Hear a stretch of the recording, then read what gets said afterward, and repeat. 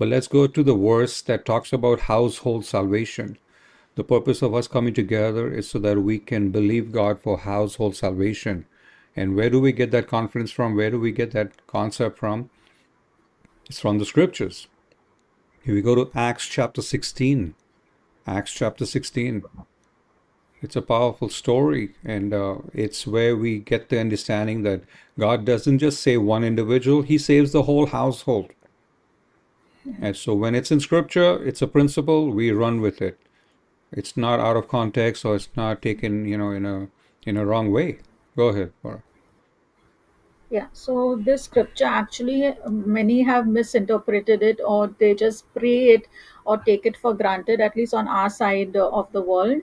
So just want to talk about it is that it's not like, automatically your entire household is saved as it's believed over here.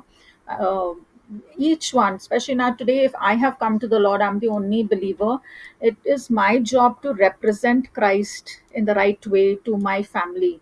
It is the Bible that says, the verse that says Acts 1:8, be a witness. So I have to be a witness first in my own home.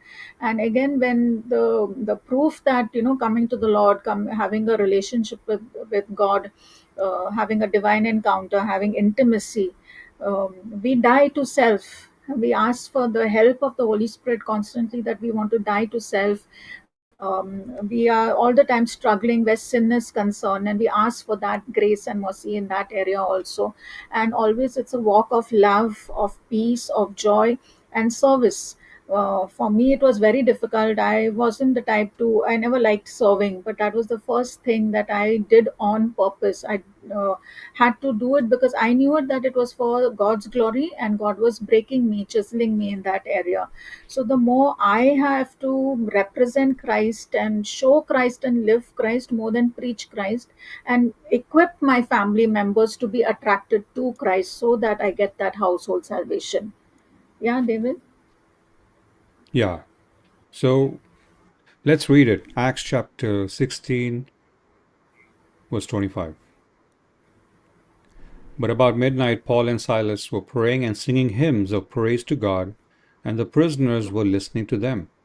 And this is Paul and Silas locked up in a prison.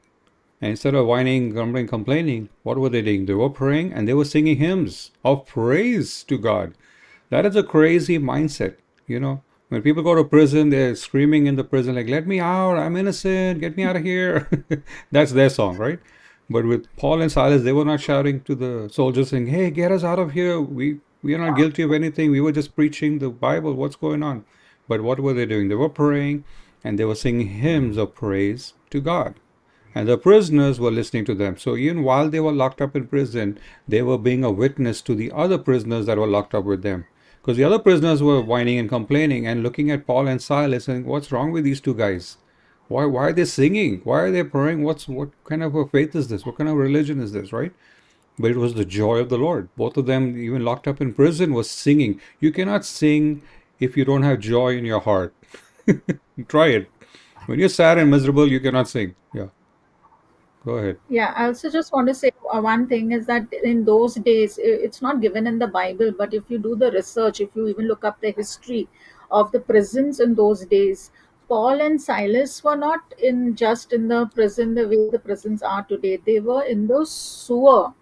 They were like waist down in sewage, and their hands were chained up to the wall, and that is how they were in the prison day and night.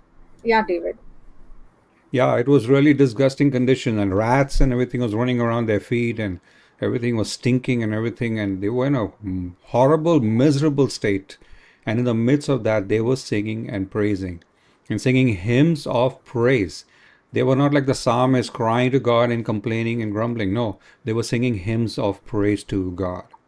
That is Yes, by yes, itself is an worshiping. amazing place that when you are filled with the Holy Spirit, you can be in the most miserable condition and you can be able to sing unto the Lord of praise. That's powerful. Yes. You're like, Lord, what Yes. what kind of people were Paul and Silas? They were locked up in the most miserable conditions, and instead of just crying, if I was in that state, I would be whining to God. I'm like, Lord, what? I'm a believer. I love you, Lord Jesus. Why am I in this state? And as modern Christians, we would just be crying and grumbling to God. But Paul and Silas is there as an example to say, look at us. In the midst of that misery, we're going to worship God. So then what happens next? And then, this is why I'm saying, because there's amazing results that take place. The kingdom of heaven manifests when you do that. At your worst state, at your place where you are sick and dying, in whatever condition you're in, you raise your hands up to heaven and say, Lord, I'm just going to worship you. I'm just going to sing unto you. That's what Job did in the book of Job. When his friends came and criticized him and complained about him and said, you're a sinner, you're a wretched man, and this and that, go kill yourself, and whatever, he says, his statement was what? Even though God slay me, I will still trust him. That is the degree of faith that you must have before the living God. That when you stand before God, you can say, you know what, Lord, everything that came at me, and I still trusted you. That even if I would die in this process, I would still put my trust in you. I would still sing a praise hymn. So what happened? Verse 26, suddenly there came a great earthquake, so that the foundations of the prison house were shaken, and immediately all the doors were opened, and everyone's chains were unfastened. So it's not just Paul and Silas's chains were unfastened, even the other prisoners got set free. All So got the set. whole prison got set free. It was a supernatural prison break. Angels showed up to commit a federal crime for the sake of Paul and Silas. And what did they do? All they did was pray and sing hymns of praise to the living God. So this is what we are talking about. We are in a situation, our family members are all in chains. They're all locked up in their sin and in their wickedness and everything. And we are there in the midst of all of that saying, Lord, help. So we must sing unto the Lord and we must praise God and pray. And what happens? An earthquake happens. It shakes up your family members. It shakes up your house. So that is a process that is required. Like my sister was saying, it's not automatic. Now, I'm saved, so my household will be saved. No, it doesn't just work like that. You have to be like Paul and Silas. You're praying unto the Lord, and they were not praying for themselves. They were not praying selfish prayers like, oh, bless me, Lord, and give me. Where's my dream? Where's my vision? Where's my prophecy? No, they were like, Lord, we are praying for this whole prison right now. And God answered. He just didn't set Paul and Silas free, he set the whole prison free. That's an amazing thing. It's like they broke Roman law just because Paul and Silas were singing and praying. God doesn't care about human laws when it comes to the glory of God and for the kingdom of heaven and his commandments and his laws. They supersede every constitution of every country, every nation, every ruler, every king. God's authority is sovereign and